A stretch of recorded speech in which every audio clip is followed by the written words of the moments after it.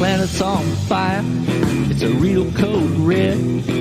Got us by the balls, we're being slowly bled. All the swollen puppet head propagandized. Big chocolate points and flat outlines. A house full of mirrors, it's a lousy reflection. Run hard left, it's a true direction. Democracy's in trouble, this news isn't fake.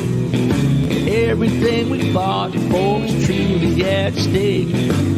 Border to border, coast to coast, it's time to cue the talent and meet our host. It's a podcast by George. All right, folks, it's showtime.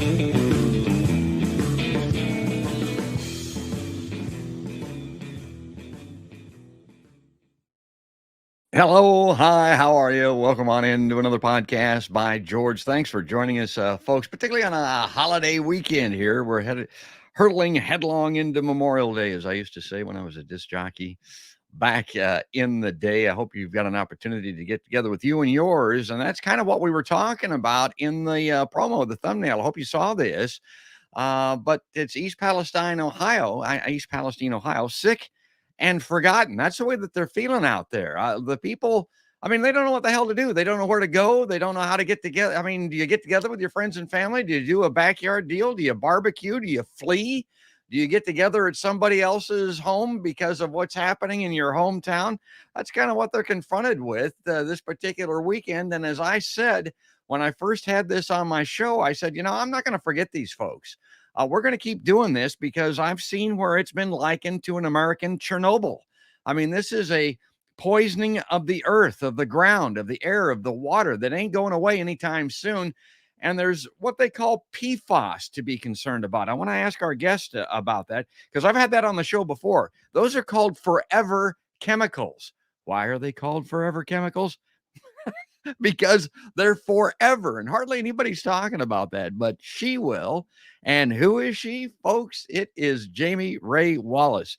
She's coming back on the podcast by George Liveline. Jami's a wife, mother. She was in her home in East Palestine, Ohio, in one of the world's worst man-made American disasters in history descended upon her community and her family. And I said I would revisit this, and this has been her day-to-day life for over 100 days now, for 3 months plus. This is all she has done. And she's fighting the good fight out there. And a lot of times it's a lonely battle. It's a lonely struggle. And I wanted to bring her on just to acknowledge what she's been up to, kind of get an update here for people, because this is still an extremely bad day. And she's got a very special guest, somebody that's joining her on the podcast today, which just thrills me. Let me put that on the screen. Let me bring this up and say greetings. And I guess it's the noon hour, afternoon there to Jami Rae Wallace and niece Jenna. I got that right, Jami? Yes. Great. You guys look great. I'm glad to have you on the show. And you both experienced the situation, the circumstance out there. And what got me thinking about you, other than my promise not to forget, I said, I'm not going to get collective amnesia like the mass media will do. I said that at the onset, and that's exactly what's happened. And I got to thinking about it because of our good friends at the Real News Network. They did a story called East Palestine, 100 days later, months after an explosion of the Norfolk Southern train derailment changed their lives and communities forever. The residents of East Palestine, Ohio, I should say, and the surrounding area, you know, they're feeling abandoned out there, folks. They're feeling, and it's not just a feeling, they're sick. I mean, how would you like to be sick and scared to death and worried, and everybody's forgetting about you? Now, here's what the Real News Network says. It's been over 100 days since the catastrophic derailment of Norfolk Southern train carrying over 100,000 gallons of toxic materials occurred in East Palestine, Ohio on February 3rd. Since then, residents of East Palestine and the surrounding area in Ohio and Pennsylvania, we're going to talk about that hopefully before we get this over with. This is a big thing. It's not just a one little town that we're talking about here, folks. It's widespread. They've had their lives turned completely upside down. Entire families have been uprooted from their homes, including Jami, with many having to live hotels or wherever they can find shelter, unable to return home out of fear of exposure to chemicals that were spilled into the water and soil from the derailment and spewed into the air from Norfolk Southern's controlled burn of the vinyl chloride contained within multiple derailed train cars. That vinyl chloride is probably the worst of it, and it is bad. Even though government and company officials have claimed the air is safe to breathe, and the water is safe to drink, they're claiming that. Residents have continuously reported negative health effects from skin rashes, headaches, and dizzy spells to nausea, diarrhea, shortness of breath, and mouth numbness. And now I'm hearing seizures, or people are having seizures. And I heard animals did originally, but people are having seizures. Farm animals, pets, and crops have been contaminated. Property values have plummeted. Local businesses have shuttered or are barely surviving. All the while, frustrated residents report feeling lied to, misled, disregarded, and abandoned by Norfolk Southern and their state and federal governments, and their ongoing nightmare has been gradually forgotten by the national media. And that's what I started off by saying. That's why we're going to revisit this with Jami today. I don't know, Jami. I don't know how you carry on. I don't know how you fight this battle. I know you've been attacked. I know that you're being discredited, marginalized. This is not an easy fight that you're fighting out there. I mean, how you holding up? I'll tell you what, it's getting rough for some people.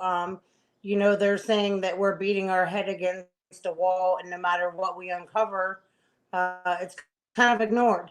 But, like I tell them, this is for my daughter. I back everything up that I say, and I say that I will fight for my daughter until her death, or till my death. I'll fight till death for my child, and that's what I'm going to do. I don't even care. I apologize. I don't even care if anything. I don't care if anything ever changes. I want her to look back and see that I fought for her, and I just didn't sit there and take this lightly. I also wanted to say real quick, you mentioned the businesses. Yeah. It's funny what's happening in our town right now.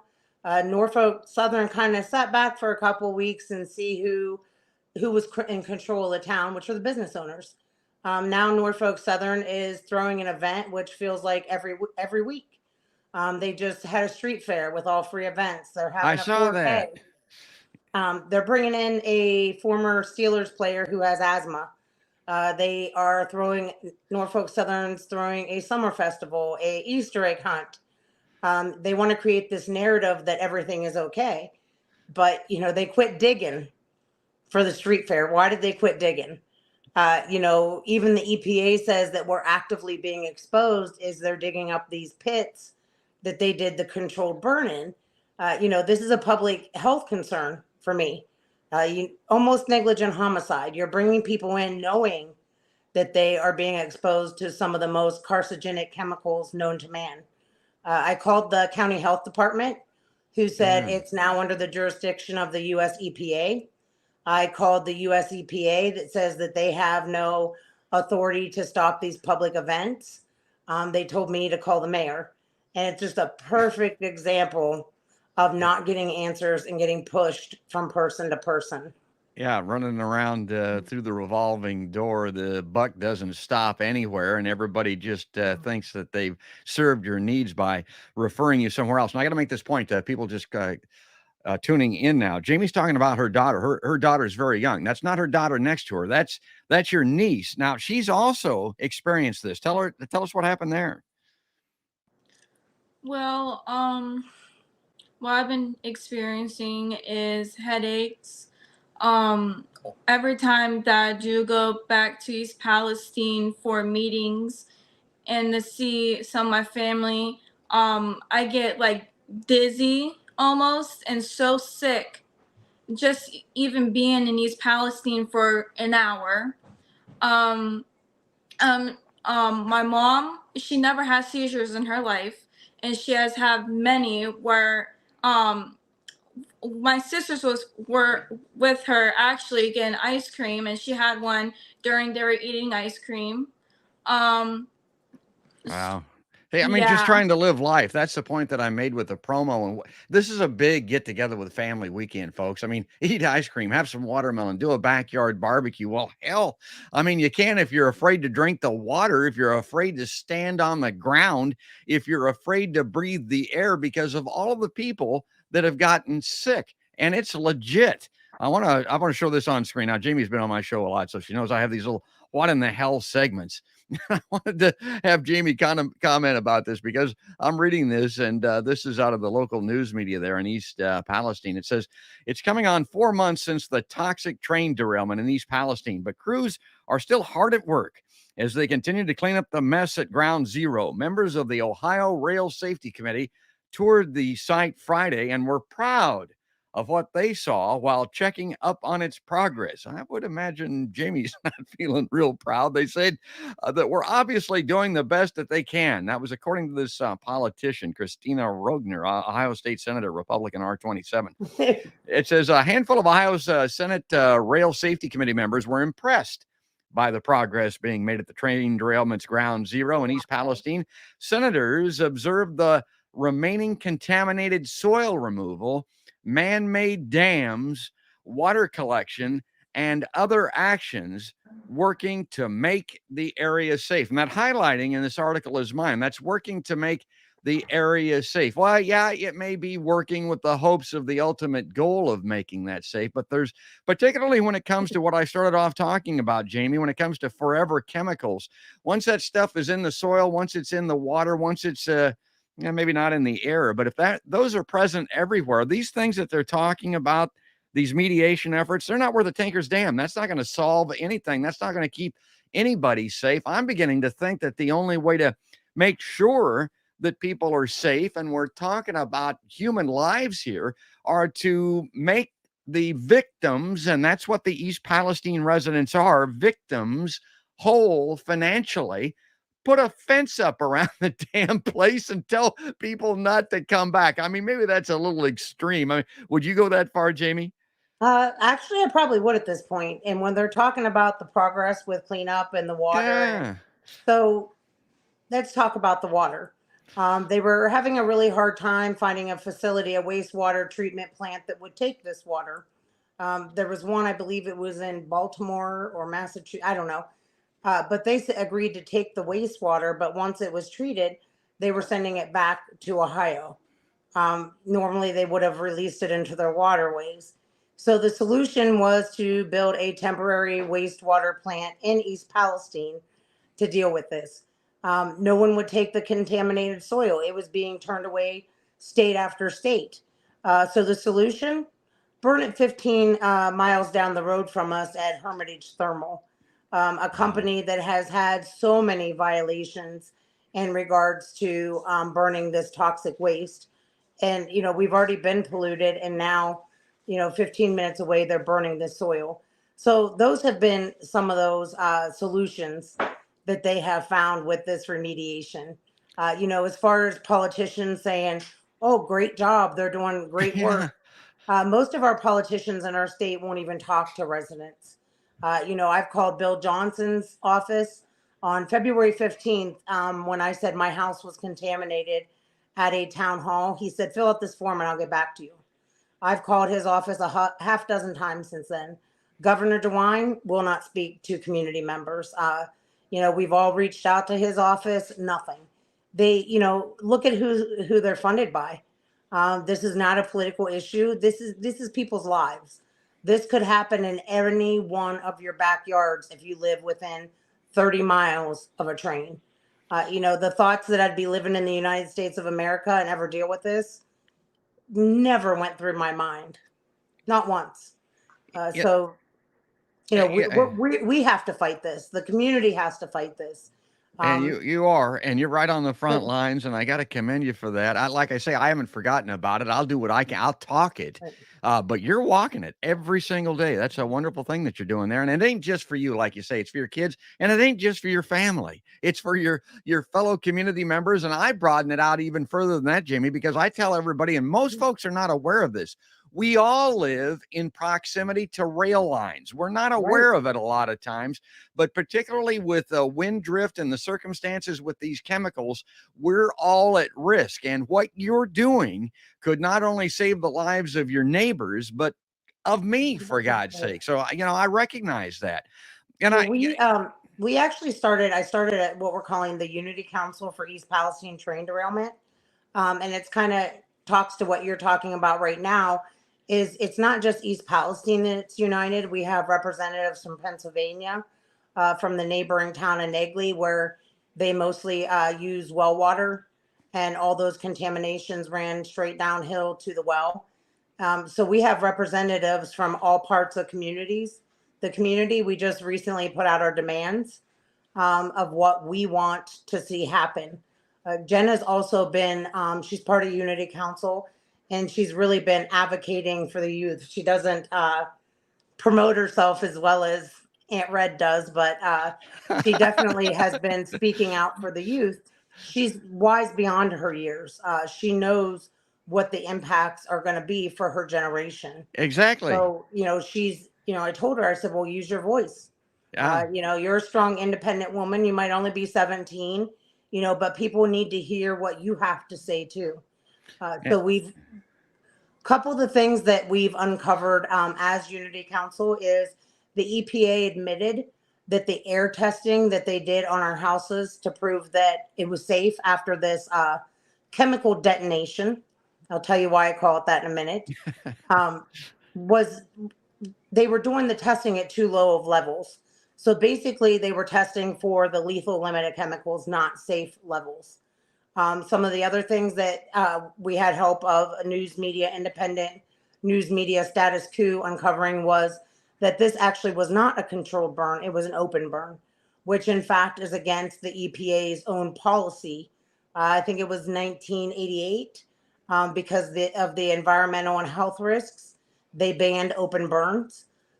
We've discovered that those pits, everyone assumed that all those chemicals burn off. They didn't. There are still chemicals laying in the bottom of those pits. So it's just kind of sad that we have to find out this stuff ourselves through our own investigations when we are just normal, everyday community members. But at this point, if we don't fight for ourselves, no one's coming in to save us. The only thing that's going to save us is our own work, prayers, and awareness. So I appreciate you giving us that awareness too. Well, I'm glad to do it, and a shout out to the good folks at Status Coup, Jordan Sheridan and those folks. I mean, they're great. They've been all over this from the very beginning. I'll tell you how I always think of Status Coup. The January 6th riots, the insurrection, whatever the hell you want to call it at the Capitol, I found out about that from Status Coup.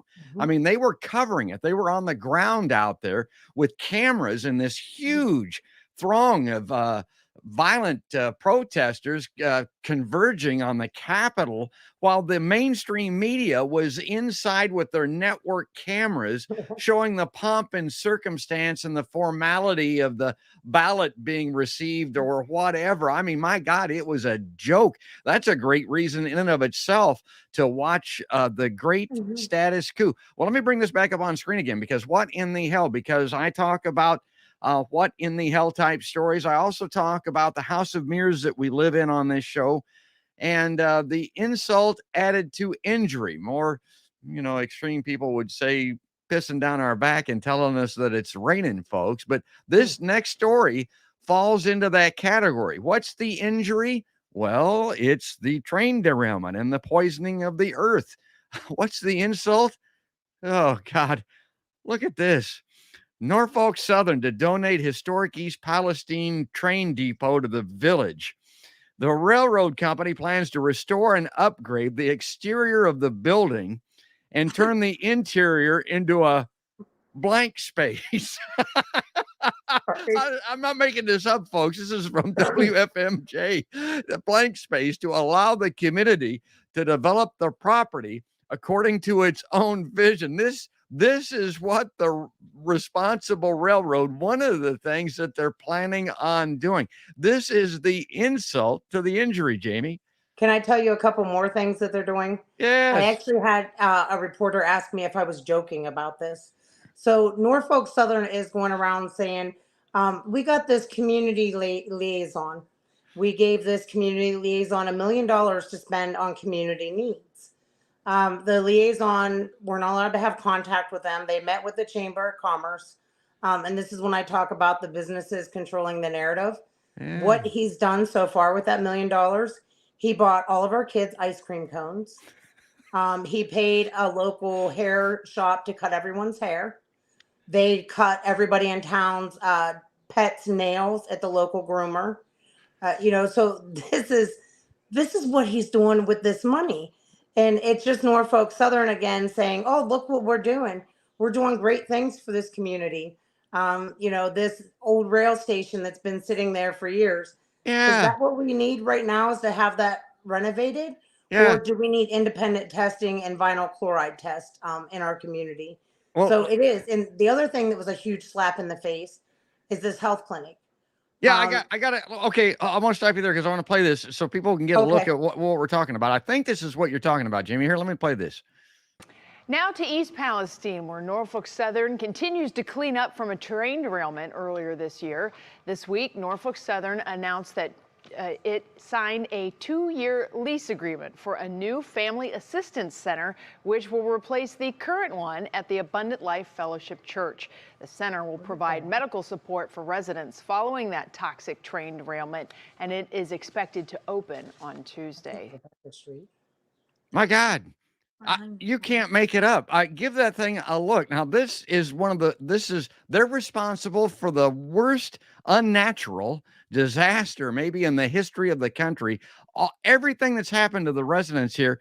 My God, look at that. Is this the health clinic that you're talking about? Is that it?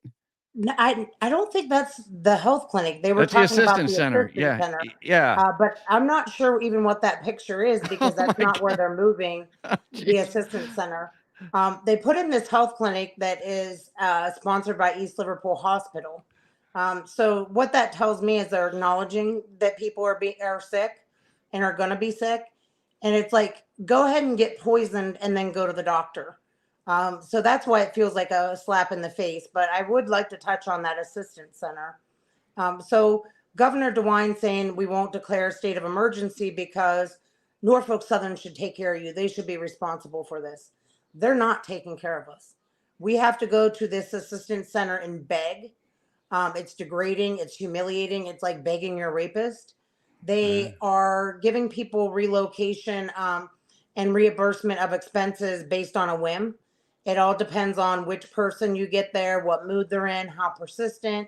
They might say, okay, George, you live right here and we're going to pay for your temporary location. Jamie, you live right next door and we're not paying for yours. We'll give you 3 months rent. We'll give you 6 months. We're not going to pay anything at all for you. So as far as being, Norfolk Southern making it right, this is not based on scientific information. This is based on the person that you get that handles you at the assistance center. They're leaving Norfolk Southern to play God. This is gambling on our lives for these common folk to be deciding whether or not we need to be relocated or not. So that's scary to me, and it should be scary to anybody in America. They're just trying to fool people. Yeah, they're trying to fool people. Especially young people, like buying kids Chick-fil-A at my school and Bath and Body Works. Like, and her 13-year-old sisters, my nieces, had chemical bronchitis. And they don't understand they're 13. Right by the school. They live right by the school. But safe. Yeah. So Stella and Star came over to visit, and Star was walking out and she's like, look, Aunt Red, this is the Bath and Body Works that Norfolk Southern gave me. And I'm blunt with them. They need to know the truth. I said, Norfolk Southern also gave you a chance to be infertile and to have cancer, Star. Because they're buying them water bottles, buying new sports equipment for the school. Like I said, ice cream cones, Chick-fil-A, Bath and Body Works. And what's that creating too is our kids are starting to argue. They, thank goodness school's about out, but they wanted to go back to school, fighting with their parents. Well, they're saying everything's fine. We also had a young kid just test positive for vinyl chloride. 17. How old's Landon? He's 18. He only goes to East Palestine for school. and he tested positive. Now, what does that tell you? And Well, that's in our school, but it's safe? No. and I'm pretty sure that vinyl chloride is in that PFAS category that I talked about. That's an issue everywhere. It's here in Iowa where I'm at also. But those are forever chemicals. I think, I'm not a scientist, but if you test positive for that, if it's in you, it's in you.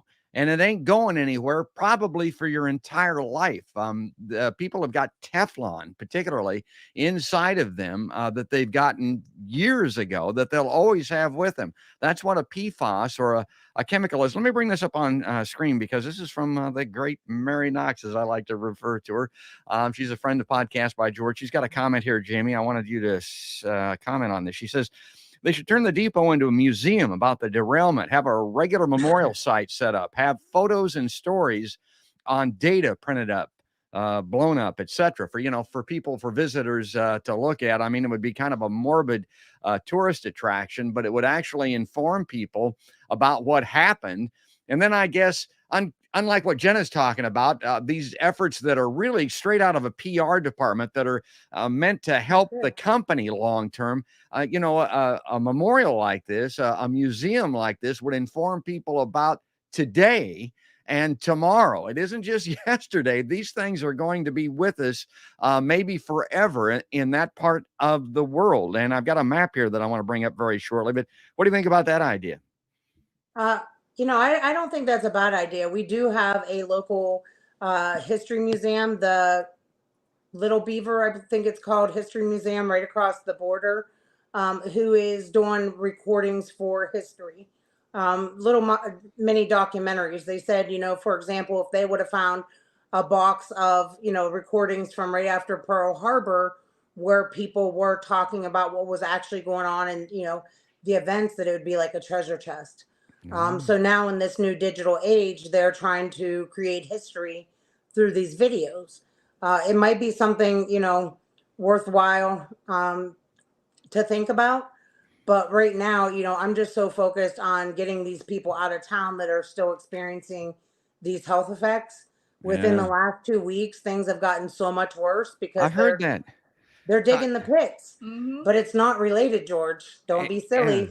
Talk about the seizures again, because that is really troubling. I mean, that's something that I've heard about just here in the past week or so. So we've been looking because people are contacting me with different symptoms. So I had a woman contact me about seizures. She said that she first started having hand tremors. My stepdad is starting to have hand tremors. There's all kinds of different neurological things going on now, which are more long-term. A friend of mine called and said her husband was in ICU. He was taken to the hospital for respiratory issues, had a seizure, was non-responsive. He was on life support up until today.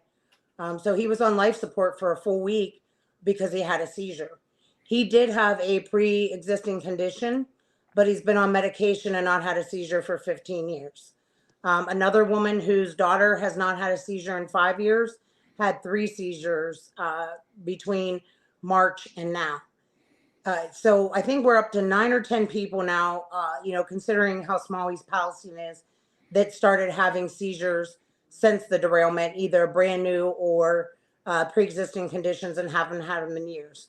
Like Jenna was saying, my sister had a seizure, never had a seizure before, and it actually left her temporarily blind. That's when she called freaking out, telling my other sister, come get the kids. I got to call the ambulance. I'm blind. My God. So, to say these things are not, caused by the derailment, it just so happens everyone having seizures have had pre-existing conditions that make them immune compromised.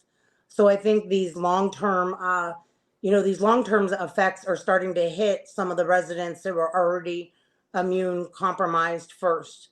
But there's just no way that all these people are just mysteriously starting to have seizures, which happen to be a side effect of exposure to these chemicals. All these rashes, my sister-in-law with lesions on her arm, they told her it was eczema.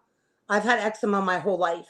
The amount of asthma, eczema, upper respiratory infection diagnosis. And part of the problem is the CDC sent out a memo right after the derailment telling doctors not to diagnose people with chemical ailments because they could not test for the chemicals. So even though the doctors know it's chemical bronchitis, they're just calling it bronchitis. The CDC actually put down another initiative after people started testing positive for vinyl chloride, telling our doctors not to test for vinyl chloride. Its half-life is 3 days, so there's no way to test for past exposure other than DNA. But that tells you we're currently being exposed. The levels that we're seeing in people are also testing positive for benzene. We're being told, well, you're around raw onions, or, around your barbecue grill, or you smoke cigarettes. You'd have to smoke 40 packs of cigarettes just to to get get the this level. The barbecue grill, George, did you see the big barbecue that was over our town? That didn't Yes. do it. Our barbecue grills in the backyard are. Yeah, there's the Like, it's barbecue. laughable. You can't do anything but laugh. I tell these reporters now, if I would have sat here and talked to me pre-February 3rd, I would think I was a nut job. One of those conspiracy theorists talking about Yeah. EPA cover-ups and the government being owned by the railroad. This is reality. Well, yeah, and there's one thing that people don't realize, and I know that you've become very aware of it, but railroading is intrinsic to the very fundamentals, the foundation of this country. They're never going to do anything that endangers retirement accounts, the stock market, the military-industrial complex, the Silicon Valley. There are several. The railroad is older than all of those. It is everything, and there are senators and congressmen and people throughout the hallowed halls of Washington, D.C. that realize this. It strikes fear and terror into their hearts. If the railroad goes down, the way the country was and will be goes down with it. There is something to be said for this. Now, I wanted to bring this up because this is something that looks good, and I know Jamie's aware of this, as she'll probably be there, but the NTSB, the National Transportation Safety Board's got a community meeting coming up. The Norfolk Southern Railroad train derailment with subsequent hazardous material release and fires. That's coming up June 21st, 6 to 8 p.m. Eastern Time, East Palestine High School in East Palestine, Ohio. And I'm aware of the NTSB because I have a little, sub channel almost on Podcast by George. Every now and then I do aviation safety. I get into plane wrecks and stuff like that with Captain John Cox of the USA Today. I'm really interested in that. It's a little subset that I have on the show. So I'm familiar with the NTSB. The National Transportation Safety Board will hold a public community meeting in East Palestine, Ohio on June 21st, open to residents of East Palestine and surrounding areas, including neighboring communities in Pennsylvania. Okay, now think about it. This is what I'm talking about. It's a wide area, folks.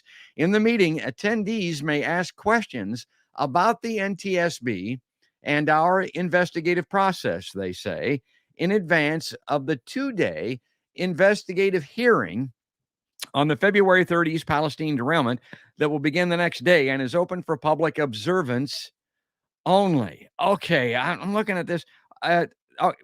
Harken back to what I said originally. Worst unnatural disaster in the history of America. A 2-day investigative hearing. They're going to spend 2 whole days on this, the NTSB. What the hell is that? And open for public observance only. What are we talking, like a wake? Are we talking, for a funeral here? Here's the what. Community meeting on the NTSB and our investigative process. Who? NTSB Chair Jennifer Honaday and area residents. When? Wednesday, June 21st, 6 to 8 p.m. Eastern Time. Where? East Palestine High School, 360 West Grant Street, East Palestine, Ohio. Attend in person only. I saw that. Well, wait a minute. This is ground zero for this poisoning. What we live in a remote digital age, for God's sake. Why the hell wouldn't you allow people to attend remotely on Zoom or on Podcast by George? Or why would you require people to go there in person? I mean, I'm looking at this and this is crazy. Now, here's what the NTSB says. We're able to answer questions about the NTSB's role in transportation safety, the NTSB investigative process, what to expect in an investigative hearing, the agenda for the investigative hearing on the derailment. We will be unable to answer the following questions as they are outside of our authority. Water or air quality, potential health impacts, topics beyond those noted in the hearing agenda that are the purview of other local, county, state, or federal agencies, damage to property, damage to loss of pets, livestock, or crops, loss of wages, business, or income, social welfare assistance, lawsuits, regulatory or enforcement matters. And then, of course, they underline the fact about the investigative agency. Those who wish to ask a question at the community meeting can submit their name in person at the event. Okay. Names of questions will be selected. Names of questioners will be selected randomly within the allotted time frame. So that means, again, very little time, so little time that they can't honor all the questions. They're going to pull a rabbit out of a hat. And who knows whether or not you'll be chosen or selected to pose that question from a note card. You won't be able to speak directly to these folks.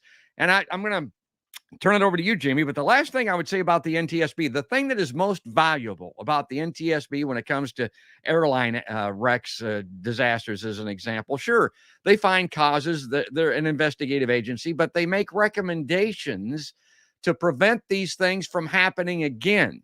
I mean, they're offering solutions as well as determining problems or who was at fault, but I'm not seeing any of that in this explanation. And it's these little things that I've highlighted that I mentioned here that really, I mean, it's jaw dropping to me, but you probably are, Jamie, you got to be getting used to it at this point. Yeah. Not getting questions answered, being run in circles. Why wouldn't they want to hear from the community? Yes. You know, especially people that seen the derailment right when it was happening. You know, the funny thing to note here when you talk about aviation versus the railroad is there is no legislation that requires the railroad to keep a black box after an accident like there is for aviation. So what happened was, whoops, this engine went straight back into service after the derailment and recorded over all the video, I think, except for like 5 or 10 minutes. Of the derailment. So that to me is just a little fishy. And why are there no government regulations for them to keep these black boxes? You know, right now, the one thing that I want to mention before we have to go is that our number one demand of Unity Council right now is for Governor DeWine to declare a state of emergency. Yeah. You know, the Biden has already said that he would accept it, even though it was not a natural disaster. Biden also extended the deadline for filing this to July 3rd. If we do not get this declared, Pennsylvania cannot receive help. It's dependent on the Ohio governor. We will not receive equitable help where we can get the federal government, FEMA, in here to help us unless he declares this. You know, and again, his reasoning is this isn't natural. Norfolk Southern did this. They can pay for it, but they're not. Yeah. You know, I'm from the United States of America, not the United States of Norfolk Southern. So we need everyone. I don't care what state you're in. We need to start pushing the party itself.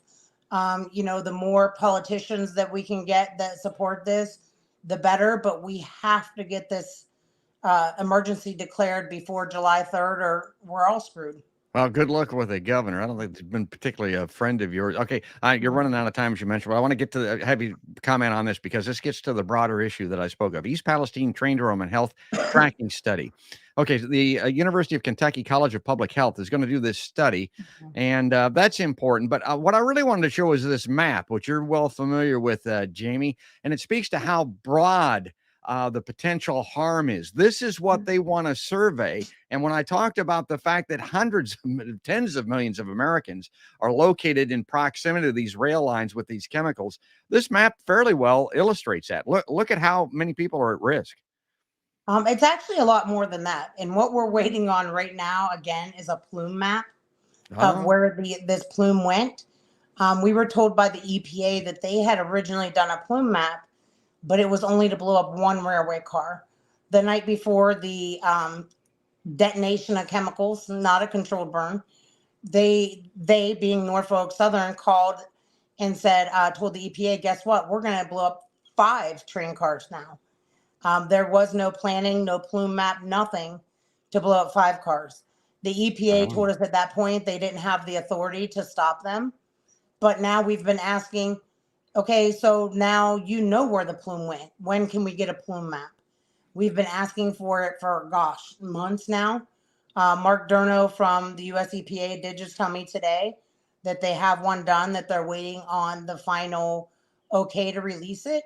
And how that hinders us is when we have independent scientists coming in, we don't even really know where to test, unless they give us that plume map to see where those particulates went in the air and dropped. We did have an independent scientist do a plume map for us, and this stuff went clear up to Lake Erie into Canada. It went right over Pittsburgh.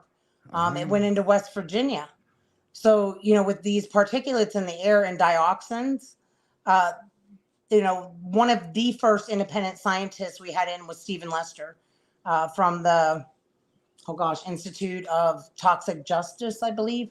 But he said that the reason the EPA wasn't going to test for dioxins, which they weren't until we forced them to, and he said the reason why they wouldn't is because when the magnitude of this is truly revealed, it's going to cause mass economic hardship. That's how far these chemicals went.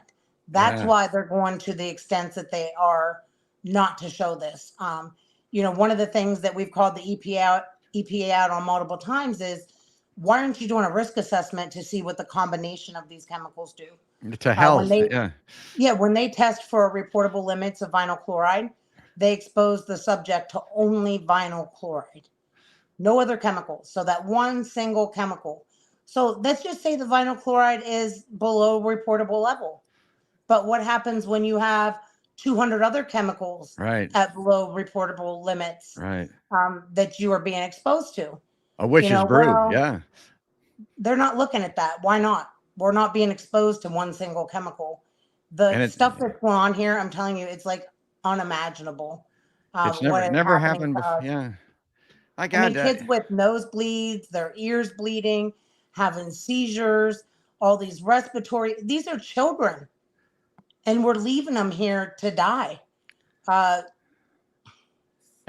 we're unaware of it. Mainstream media is not covering it.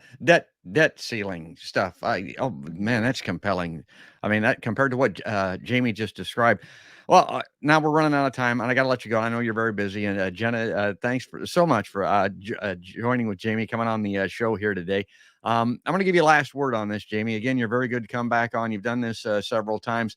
You can tell us what you want people to do, who they should contact. And I mean, don't be afraid to ask for a donation to some of the agencies that are helping folks out there. However you want to wrap this up, you've got the last word. Well, donations are a whole nother thing. A lot of donations are coming in, the people are not seeing them. So we started this Unity Council I told you about. We're looking into turning it into a 501c3 because, as you keep saying, George, this isn't going away. This is going to be something that we're fighting for years and years and years. You can join the Unity Council for the East Palestine train derailment on Facebook. That's where you'll get updates from our Unity Council. What I ask for right now is please, please, please push legislators. I don't care who they are. We got the most attention when we were on Capitol Hill by AOC out in New York. I don't care the political party. This is not political. This is human lives. We're Democrats, Republicans, and in between down here. So I would just urge you to please push for Governor DeWine to declare that emergency, or we are going to be left here to die. That's great. That's a good finish. Go out and enjoy your weekend, folks. But remember those folks in East Palestine, Ohio, that are trying to enjoy theirs in fear. And I would recommend do it somewhere else. I mean, get the hell out of there. There's a lot of places you can go and enjoy Memorial Day. I hate, again, there's commerce and the local businesses and all that, but man, it's hard to tell people in East Palestine to stay home and enjoy a holiday weekend. Wouldn't you agree, Jami? Yeah, you clean up after the hurricane's gone. You don't clean up and move forward while the hurricane's still right overhead. And that's what the business owners are trying to do. Same thing Norfolk Southern did. Profit over people. Let's bring people in before testing's done for that profit. And when you talk about family, Jenna and I have 47 immediate family members that live within that 1 mile zone. Wow. I was lucky enough. I got a new apartment. I only rent. My mom and stepdad and all their foster children are still in an Airbnb. My other sister is still in Palestine. So as far as having that family support and getting together for the holidays, I mean, where are we going to do it? My house isn't big enough, but yeah. So please cherish your family, cherish those times together. because a lot of us are not having the same summer that we would normally have. We're not all over at my mom's with all the cousins swimming and playing together. We're spread out all over. So please enjoy your families and give your kids that extra hug and kiss, because our kids are suffering right now. We don't want that for anyone else. Good on you. That's a great words of wisdom. Great close there, Jamie. And Jenna, too. Thanks again for coming on this podcast by George Live Line. Thank you, George. We appreciate the coverage. Yeah, and I won't give up. We'll circle back as it's going to continue. I mean, until something really happens in the way of aid or assistance to these folks, we're going to stay on them. And I know Jamie and Jenna will as well. And folks, if you like Podcast by George, and you like seeing Jamie and Jenna, and you like hearing the personal stories and accounts, the ground zero, the people on the ground doing the battle, the struggle, the fight. You like seeing that on Podcast by George? Go to podcastbygeorge.com.